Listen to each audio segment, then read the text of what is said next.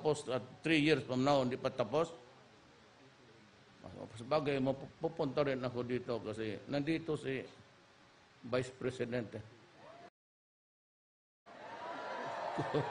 Kung saan siya nagapunta, nagpasunod-sunod ako. Pero, biyuda kasi.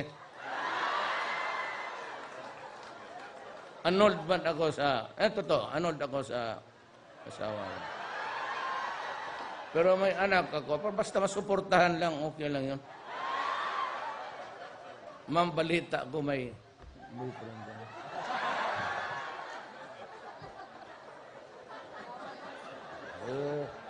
Sabi dyan sa, huwag kang mahayaan.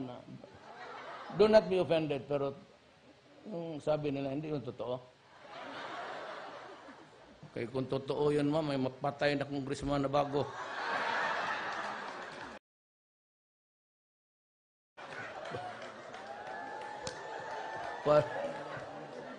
Para mabiuri. Maybe the next time I'll sit down with her and some guys from Davao who were with me for the past 23 years that I was mayor. At baka na makatulong naman.